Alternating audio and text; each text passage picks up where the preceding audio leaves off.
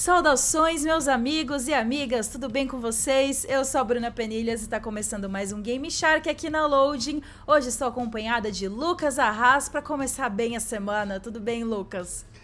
Tudo certo, Bruna. Tô estranhando. Que figurino é esse que você tá usando?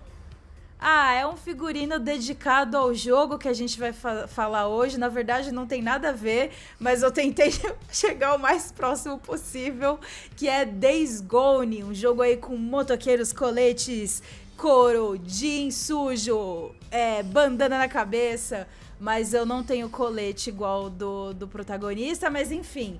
Days Gone é o jogo que a gente vai falar no Game Shark de hoje. Para quem não conhece, esse é um jogo de ação e sobrevivência desenvolvido pela SEA Band Studio e publicado pela Sony Interactive Entertainment. O game foi lançado para PlayStation 4 em 2019 e agora chega para PC em 18 de maio, tá bem pertinho. E um dos motivos pelos quais Days Gone voltou a estar aí no radar da galera é porque ele tá incluso na PlayStation Plus de abril e também na PlayStation Plus Collection do PlayStation 5.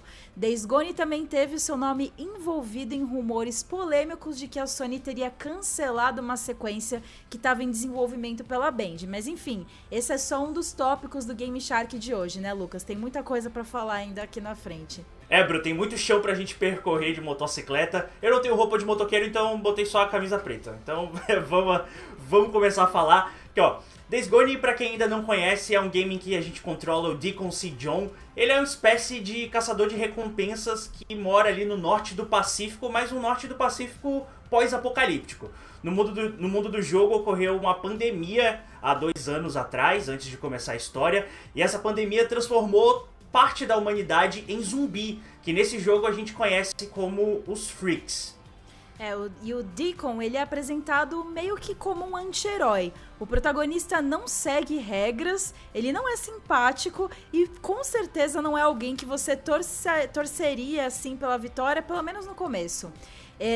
Já no início do jogo, ele tá atormentado pela morte de sua esposa e é apresentado como alguém que age pela raiva. Onde quer que ele esteja, o Deacon tá sempre com a sua motocicleta. É por isso que a gente falou no começo do jogo, né? Zumbis e motocicleta. Uma mistura curiosa, né? Porque apesar de ter zumbi, Days Gone é basicamente um jogo de moto. O Deacon apenas usa a sua moto para se locomover em grandes distâncias no jogo, e essa é a única forma de viajar rapidamente por esse mapa do jogo, que é extremamente grande, bro. Ele foi pensado justamente para você ter esses momentos em que o personagem vai subir na garupa e vai dirigir por longas distâncias. Days Gone se passa em um mundo aberto, e outro fato marcante é a quantidade imensa de missões que você vai encontrar pelo seu caminho, tanto as principais como as opcionais. Os objetivos eles são divididos em linhas de história que você pode selecionar ali no PlayStation 4 usando o touchpad, né, do DualShock 4. E esse número elevado de missões acaba deixando o Days Gone com um ritmo um pouco lento. O jogador que resolver começar o jogo agora deve estar preparado para uma história que não vai direto ao ponto. E é legal mencionar também que o jogo tem um sistema de ciclos de dia e noite e conta com a passagem de tempo. Acessando o menu de pausa, você consegue ver um contador que marca quantos dias se passaram desde a tragédia que dizimou o mundo. Como o game é bastante longo, não é tão incomum assim você ver o contador marcar 700, 800 e até 1000 dias. Tem um ponto que você provavelmente vai se questionar, pelo amor de Deus, onde é que tá o clima de Days Gone? Misericórdia. O que eu tô fazendo da minha vida, né?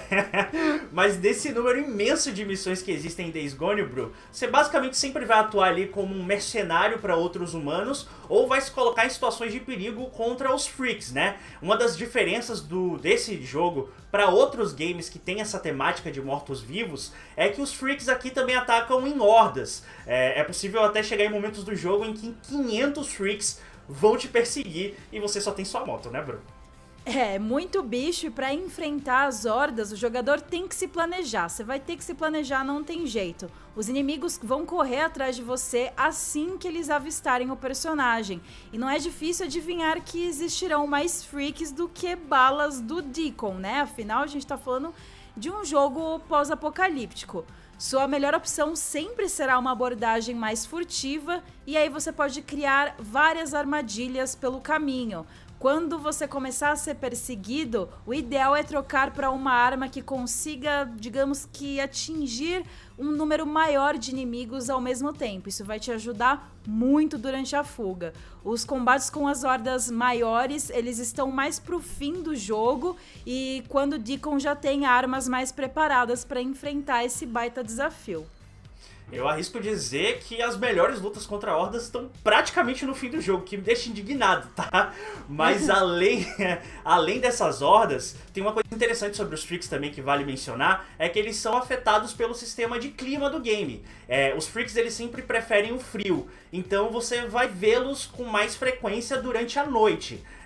Como o jogo se passa na região do noroeste do Pacífico, o clima de Days Gone é imprevisível, assim como no mundo real, né? São mudanças de clima constantes, o que vai afetar diretamente os desafios do jogador. Se você tá num dia ensolarado, enfrentando outros humanos como um mercenário, do nada uma frente fria pode chegar e trazer com ela uma cambada de freaks pra fora que vão te atacar, bro.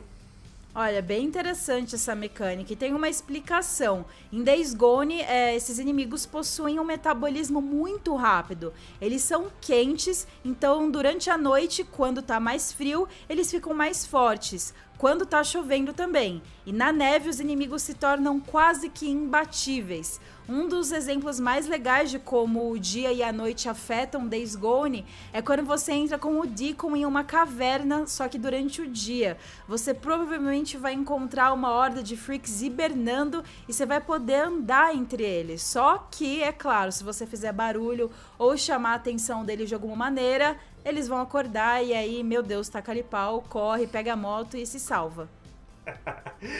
Bro, e é importante falar que as hordas vão ficando maiores à medida que você avança na história, mas você também vai desbloqueando melhorias para as armas, novas habilidades, e até o Deacon vai aprendendo a construir armadilhas para lidar com essa cambada de inimigos, né? E a gente já falou que a moto é uma parte importante de Days Gone, e é sempre importante estar atento a ela. Em alguns momentos ela pode quebrar, em outros ela vai exigir algumas melhorias pro decorrer da história. O curioso é que as mesmas peças que o jogador usa para melhorar armas, ele também usa para melhorar a sua moto. O que vai fazer aí, vai demandar uma certa estratégia do jogador para saber, olha, vou melhorar aqui minha garupinha ou vou melhorar minha arma para lidar com a horda.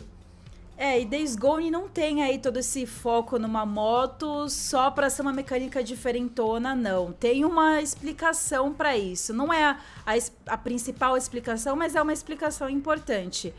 Isso porque Days Gone acaba sendo um jogo muito pessoal pros desenvolvedores que estavam envolvidos em Days Gone.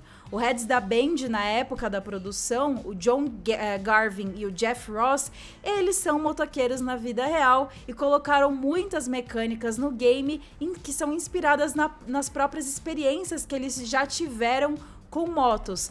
Bom, talvez isso explique parcialmente porque um game de zumbis é tão apegado ao esse meio de locomoção. Mas assim, eu tô botando The Walking Dead em dia e o Daryl é um personagem meio parecido com o Deacon. Ele só anda de moto, ele adora, ele tem a moto dele lá e tá feliz com isso. Então eu acho que assim, é um meio de locomoção solitário, né? Mas no apocalipse eu acho que qualquer meio de locomoção é prático, né? Eu quero reclamar aqui que você ofendeu o coitado do Daryl. Não, brincadeira. Mas esse lance de... não, pelo amor, personagem maravilhoso. Não quero comparar. O Daryl tá lá acima, entendeu? Só falei da motinha ali, do motoqueiro vrum vrum. Bru, mas essa fixação por motos é tão presente na cultura de Days Gone que a PlayStation Nordic até recriou a moto do Deacon na vida real. O veículo foi feito no intervalo de 48 horas por uma equipe de dinamarqueses. E a prova que Days Gone é um projeto pessoal para os seus desenvolvedores é que boa parte da chefia que está responsável por esse jogo nasceu e cresceu no noroeste do Pacífico, que é justamente o cenário de Days Gone, né? E talvez por isso que o game também reproduza tão bem o clima desse local. Afinal de contas, os caras cresceram lá. E uma curiosidade é que o noroeste do Pacífico de Days Gone pode estar situado no mesmo mundo de Siphon Filter, que é uma franquia de jogos de espionagem desenvolvida pela Band, só que quando o estúdio ainda tinha o nome de Eidetic. E Days Gone também faz menções a personagens de Siphon Filter e até tem uma arma do jogo da equipe da Band. Curioso. Muito. E assim, todas essas relações pessoais do projeto com a história dos desenvolvedores, vai pensar que a Band ficou um pouco chateada com o cancelamento da sequência para Days Gone, né, Bru? Pois é, mas esse é um papo que a gente vai deixar para falar no próximo bloco do Game Shark, então não sai daí porque a gente volta daqui a pouquinho.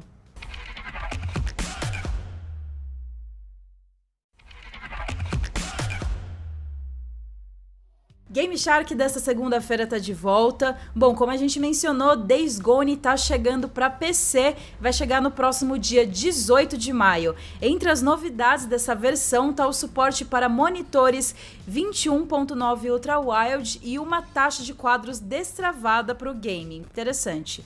A versão de PC ainda promete customização de display, customização gráfica, um modo foto em super desempenho e o suporte para controles de qualquer marca e também para teclados e mouse. Aí cabe a você escolher com o que você quer jogar.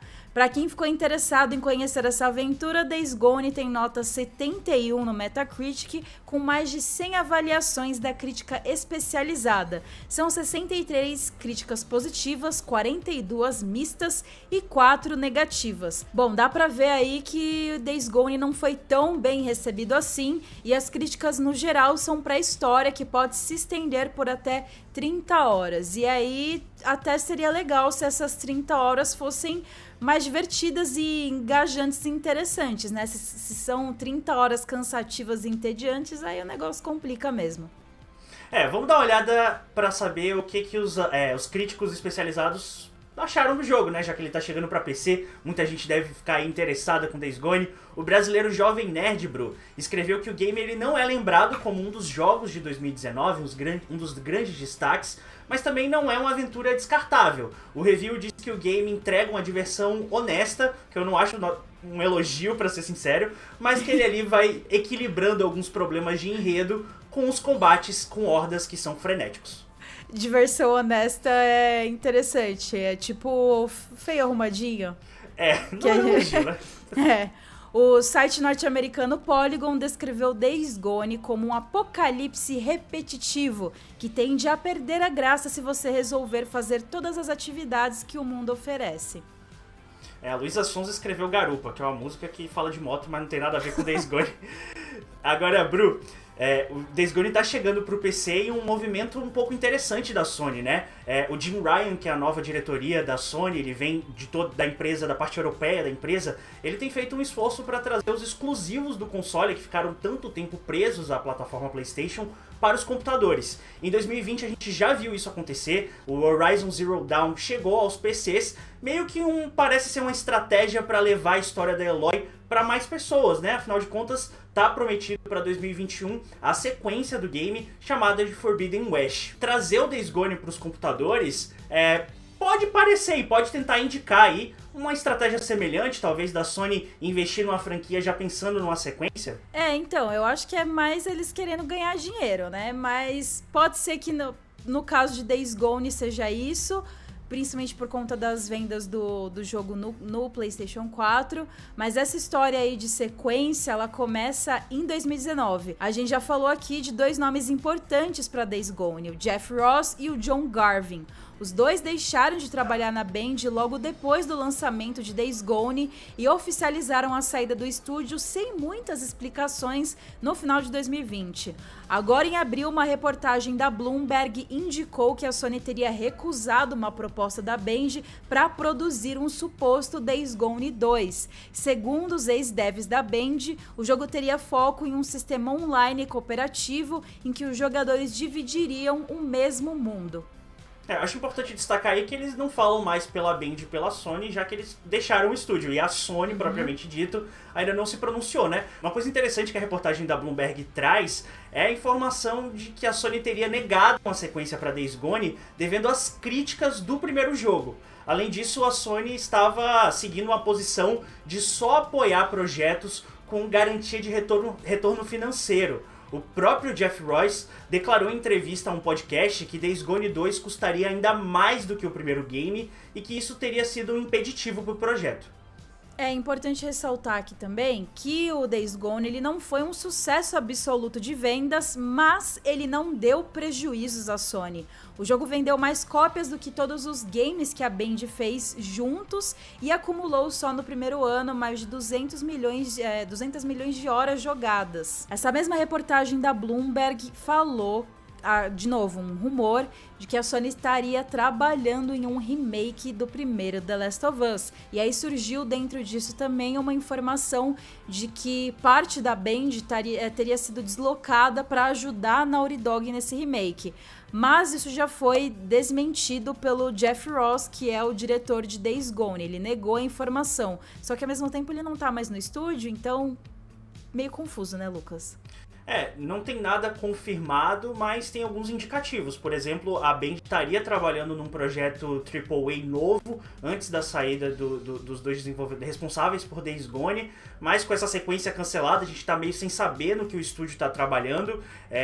E assim, se realmente se confirmar um remake de The Last of Us é algo um pouco preocupante, né, Bru? Porque o jogo não é tão velho, assim, o jogo tá disponível para PlayStation 5, e assim, é um dinheiro que poderia ser dividido em vários projetos que talvez seriam as novas franquias consolidadas da Sony.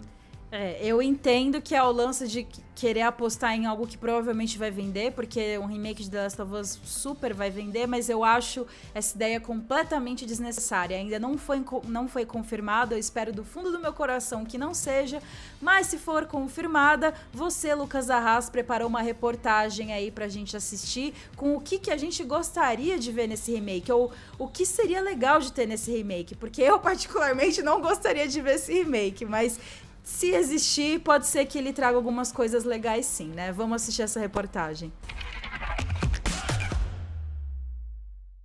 The Last of Us é uma das franquias mais premiadas e com certeza está entre as mais consagradas dos videogames na história recente. Se você, assim como eu, gosta muito da história da Ellie, pode ter estranhado o rumor que surgiu que o primeiro The Last of Us pode ganhar um remake nos próximos anos. A informação foi reportada por uma matéria do Jason Schreier lá no site da Bloomberg e até agora não foi nem confirmada nem negada pela Sony. A matéria diz que uma pequena equipe da empresa japonesa começou a trabalhar em um remake do The Last of Us, mas em dado momento a Sony decidiu passar o projeto para as mãos da Naughty Dog, que é a responsável por essa franquia que a gente gosta tanto. O rumor ganhou mais força essa semana quando Sean Cage, que trabalhou no primeiro The Last of Us, voltou para a Naughty Dog. Ele passou um tempo trabalhando na Crystal Dynamics, que foi o estúdio responsável por Marvel's Avengers. Verdade ou apenas rumor, eu tô aqui pra listar algumas coisas que seriam muito legais de ver em um remake de The Last of Us. É porque, já que vai acontecer, que seja do nosso jeito, né? Então aí, prepara sua munição contra zumbi e vem comigo pra essa lista. The Last of Us foi lançado originalmente para o PlayStation 3 lá em 2013, mas ganhou uma remasterização para o PlayStation 4, que também roda no novo PS5. Remasterização, para quem não está muito familiarizado, é quando o jogo passa por uma atualização gráfica mais leve, sabe? Quando o estúdio dá um tapinha para melhorar os gráficos. Já um remake é quando o game é feito totalmente do zero, utilizando as tecnologias de hoje para recriar melhores animações, melhores visuais e aprimorar as mecânicas. Se uma remasterização é um tapinha, um remake é um grande tapa na gostosa. Se o remake do primeiro jogo for real, o que a gente espera é que ele fique tão bonito e tão delicioso como The Last of Us Part 2. A sequência do primeiro jogo elaborou mais as mecânicas e até hoje causa novas descobertas aos jogadores. Por exemplo, só esse ano muitos descobriram que a Ellie consegue pegar munições no ar ou até usar um clicker para atrair um Stalker na sequência. O último grande remake que a Sony lançou foi Shadow of the Colossus, você lembra? O jogo chegou em 2018 para o PlayStation 4. A nova versão ficou a cargo da Bluepoint Games, que escolheu não mexer muito na história original, feita por outro estúdio. Se o remake de The Last of Us for realmente real e tiver mesmo a cargo da Naughty Dog, eu espero que o estúdio consiga ter certa liberdade para mexer na história, seja para adaptar o jogo para a série de TV da HBO ou para dar mais espaço para alguns personagens que ficaram escondidos na primeira versão. O estúdio pode, por exemplo, incorporar a DLC Left Behind na história principal, ou ainda dar um desenvolvimento mais digno para personagens como a Tess. E assim, a Naughty Dog ganha uma chance de ouro de dar mais desenvolvimento pro Joel, por exemplo, mostrando o que aconteceu com o personagem desde que ele se separa da Sarah até encontrar a Ellie. Por último, não menos importante, o que a gente espera de um remake de The Last of Us é que ele não deixe o multiplayer de lado. O modo facções usava mecânicas e cenários do primeiro jogo e era muito legal e tem tudo para voltar em um remake. Principalmente porque a parte 2 não ganhou o multiplayer e a Naughty Dog já deixou escapar mais de uma vez que o modo online da franquia pode estar em desenvolvimento. Imagina aí um modo facções totalmente refeito, essa eu queria ver, hein? E você, o que espera de um remake de The Last of Us? Eu quero saber, então comenta na hashtag GameShark. Enquanto isso, eu vou me indo, vou até jogar um pouquinho da parte 2 que deu saudade. Então, ó, um beijo e até mais. Because I know I'll kill my enemies when they come. E aí, Lucas, você acha que tinha que existir um remake de The Last of Us? Olha, eu pessoalmente não é o projeto dos meus sonhos, não é algo que eu vou ficar hypado, mas assim, dá pra ver que se sair eu vou comprar, né? A Ellie aqui me acompanha no meu quarto, sou um pouquinho gado dessa franquia, mas assim, precisava? Não precisava, vou comprar? Vou comprar. Ah, é justo. Olha aí, passando para a próxima polêmica, recentemente o John Garvin, que também já deixou a Band Studio, em entrevista ao David Jeff no YouTube, disse, ele não disse, ele culpou quem não comprou o jogo a preço cheio pelo cancelamento da sequência. Segundo Garvin, esperar um desconto ou resgatar um jogo na PlayStation Plus prejudica o game e retira do jogador o direito de reclamar quando uma franquia não ganha uma continuação. Ai, olha, meu amigo, meu brother. Cara, não é culpa do consumidor, não é culpa do jogador. Não, colocar a culpa no jogador pra mim é tão eficiente como num incêndio você colocar a culpa na árvore, sabe? Ela tá lá parada, o fogo vem. Não, e não é. E assim, é uma lógica que não faz sentido nenhum, bro. Que a gente tá vendo aí, por exemplo, o Xbox Game Pass, por exemplo, Outriders saiu pra consoles direto no Game Pass e o jogo passou 2 semanas no primeiro lugar de vendas da Steam. A gente tem um jogo que eu gosto muito, chamado Genshin Impact. Ele é gratuito, Bruno. Olha só, ele não tem preço cheio porque ele é gratuito. E ele vai fazer, a projeção é que ele faça $1 bilhão no primeiro ano. Então assim, não tem sentido você falar que disponibilizar um jogo com desconto é o que faz o jogo não ser um sucesso. O jogo não é um sucesso pelas críticas que ele recebe, por ele não ser tão bom, por ele não ter um investimento de marketing bom. Então a culpa não é do jogador, tá, Bru? Inclusive o game só tá aqui hoje porque inclusive ele tá no PlayStation Plus, né? Senão ele talvez não estaria aqui. Mano, disse tudo, é exatamente isso. E tá a prova também que, olha, o The Last of Us tá sempre em promoção, o primeiro. Já entrou na PlayStation Plus também, ganhou sequência, aparentemente vai ganhar remake. Então, meu amigo, meu querido, eu sinto muito que seu jogo não ganhou uma sequência, mas a culpa definitivamente não é nossa. A culpa é que o jogo não é tão bom. Pronto, é isso. E sinto muito. Aliás, você pretende jogar Days Gone, Lucas? Então, já que tá na PlayStation Plus, eu mesmo vou jogar. Mas assim, era um game que eu tinha um pouco de curiosidade de saber como era, mas o preço sempre foi uma barreira. A gente tá no Brasil, jogos a $60 chegam até R$300 aqui, que é muito dinheiro. Então, descontos e agora tá na PlayStation Plus é uma forma de a gente dar vazão àqueles jogos que a gente não tá tão hypado, mas a gente quer jogar, né? Tem curiosidade. É mais um motivo pelos quais a gente tem que aproveitar a promoção e jogo na PlayStation Plus e no Xbox Game Pass, sim, porque é muito caro consumir videogame aqui no Brasil. Então, se o negócio tá em promoção, é lógico que eu vou comprar. É lógico que eu vou esperar o jogo ficar em promoção. O Days Gone eu vou esperar pra jogar quando eu não tiver mais nada no meu backlog, porque eu gosto da temática apocalíptica e porque eu gosto de zumbis, mas não tenho tanto interesse assim no jogo no momento. Mas tem que ter tempo livre, né, bro?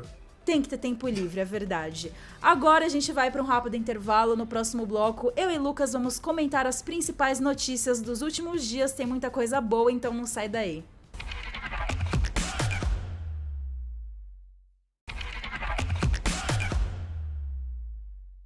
Terceiro bloco do Game Shark de hoje começando, a gente vai comentar as principais notícias do mundo dos videogames nos últimos dias, começando por uma notícia não tão boa, um pouquinho triste, eu fiquei bem baqueada, não esperava. Jeff Kaplan, ele deixou a Blizzard e esse anúncio foi recente e ele trabalhava na Blizzard há 19 anos, inclusive ele foi o diretor de Overwatch, estava dirigindo Overwatch 2 e eu não sei mais o que fazer, o que esperar de Overwatch 2. Lucas, eu tô desolada. Ela partiu, aquela música, né? Bem nesse clima. Brasil, eu tô só a Lady Gaga, Brasil. Blizzard, I'm devastated. Ele não deixou exatamente essa mensagem de que estava devastado, mas ele postou uma frase instigante para marcar essa saída. Ele publicou para as pessoas nunca aceitarem um mundo como ele parece ser, mas sempre ousarem para ver como ele pode se tornar, né? E no final ele falou que espera que cada um faça o mesmo, que é o que ele vai fazer a partir de agora. Agora, Bru, o que essa saída significa para Overwatch 2? O que vai acontecer? Então, não faço ideia, porque o Aaron Keller, que já estava ali como assistente de direção do Overwatch 2, agora ele vai assumir como diretor full do jogo. Então, gente, não sei o que vai acontecer, do fundo do meu coração. Eu acho que isso só dá indícios de que o desenvolvimento pode estar um pouco conturbado. O jogo não está previsto para sair esse ano, não tem data de lançamento. Não acho também que a Blizzard tem que ficar divulgando trailer e um monte de coisa o tempo inteiro, e uma grande campanha de marketing o tempo inteiro. Mas essa saída do Jeff é preocupante porque não é a primeira saída de um membro importante da Blizzard, que estava há anos na Blizzard. Nos últimos anos saíram muitas pessoas importantes.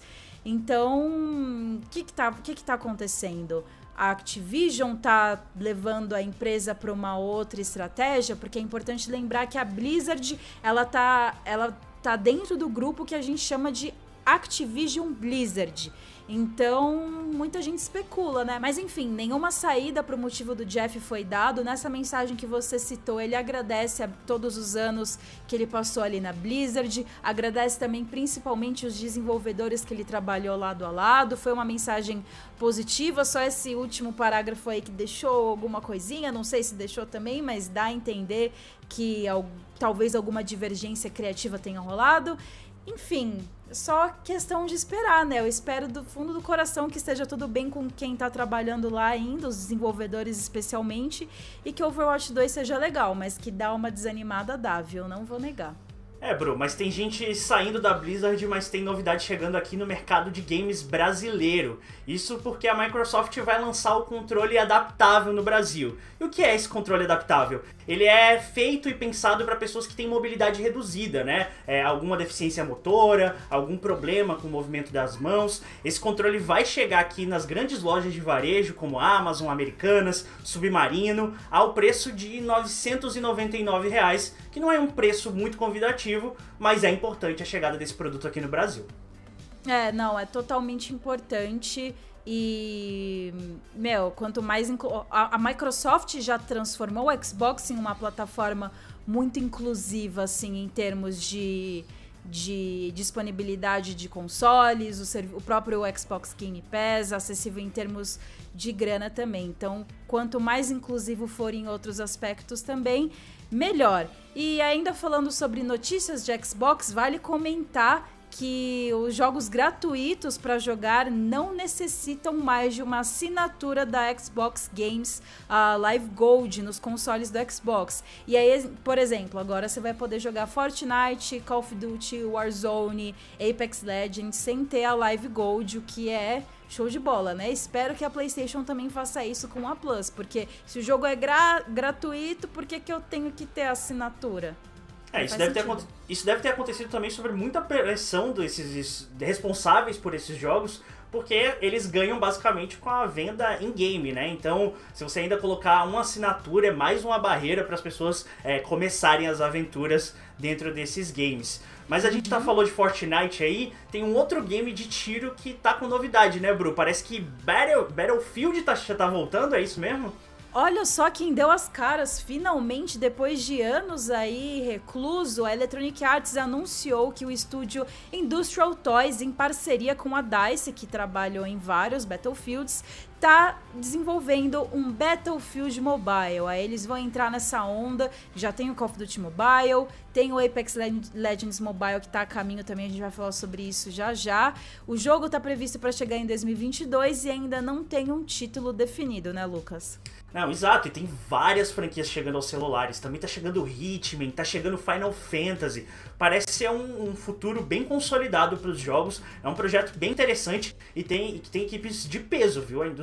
A DICE é uma desenvolvedora aqui, ó, topíssima, com selo loading de qualidade, Bru, mas essa não é a única novidade para Battlefield, que o último jogo foi o Battlefield 5, ele foi lançado em 2018, mas a EA confirmou que sim, tá trabalhando no próximo título dessa franquia, não tem mais detalhes, nenhum outro detalhe foi revelado, apenas que o jogo vai chegar para consoles e para os PCs. Vamos ver se o novo Battlefield consegue revigorar aí a franquia, né? Bom, como a gente mencionou, a Respawn Entertainment revelou que Apex Legends Mobile vai entrar em beta regional no final de abril. Então o jogo já está encaminhado para sair num futuro próximo. Os testes vão começar primeiro na Índia e nas Filipinas e depois vai ser expandido para outras regiões ao longo do ano.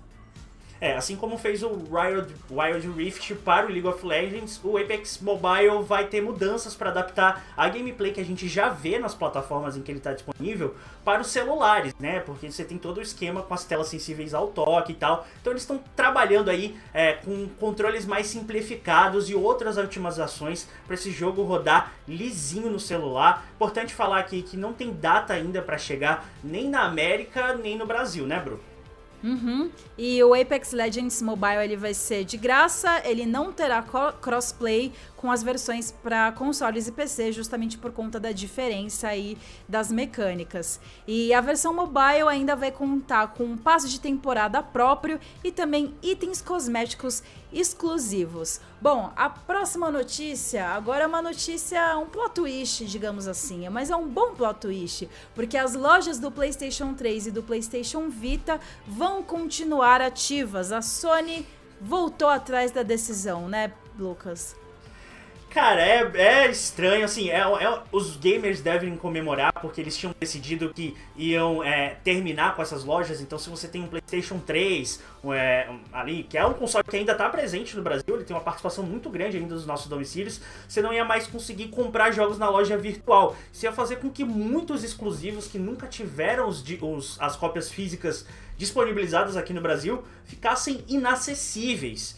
E assim, Bru, é legal que eles tenham mudado de ideia, mas conheço muita gente, incluindo um certo editor nosso chamado Claudio Prandoni, que sabendo que as lojas iam ser encerradas, partiu correndo para comprar um monte de jogo. Só que agora a Sony fala, então galera, a gente não vai fechar. E aí as pessoas saíram comprando jogos na Store do PlayStation 3, né? Curioso. Bom, eles voltaram atrás na decisão, admitiram que foram equivocados, mas vale lembrar que a loja do PSP, que é o antigo portátil da Sony, vai ser desativada em 2 de julho de 2021. Agora, para encerrar o bloco de notícias desta segunda-feira, vale a gente mencionar 2 lançamentos dessa semana. O primeiro deles é o Returnal, que chega em 30 de abril para PlayStation 5, exclusivamente para PlayStation 5. Esse é um jogo de tiro e horror em terceira pessoa com elementos roguelike que a gente já falou aqui no Game Shark brevemente, né, Lucas? Exatamente, Bru. E quem não é Returnal, mas está retornando, é uma franquia que eu gosto bastante. É muito bom você deixar eu para falar dela, porque no dia 30 de abril, finalmente, olha o sorriso da cara do menino. No dia 30 de abril, finalmente a gente vai ter um novo Pokémon Snap. New Pokémon Snap chega exclusivamente para o Nintendo Switch. O game vai se passar numa nova região e promete ter muitas cenas novas, inclusive mostrando Pokémons predando uns aos outros, o que parece ser uma novidade bem interessante. Ô, louco. Bom, eu não sei se eu vou conseguir jogar os dois agora, nesse momento, porque eu tô jogando It Takes Two, ainda preciso começar o Final Fantasy VII Remake, mas são bons lançamentos aí pra maio, pra você ficar, aliás, pro finalzinho de abril, porque maio vai trazer muitos outros games aí interessantes pra gente comentar aqui no Game Shark e pra gente jogar também. Mas, Lucas, o nosso tempo acabou. Muito obrigada pela sua participação aqui no Game Shark de hoje. Obrigado você, Bru. É sempre um prazer estar com você. Galera, amanhã a gente tá de volta. Um beijo pra vocês. Muito obrigada pela sua companhia. Beijos e tchau.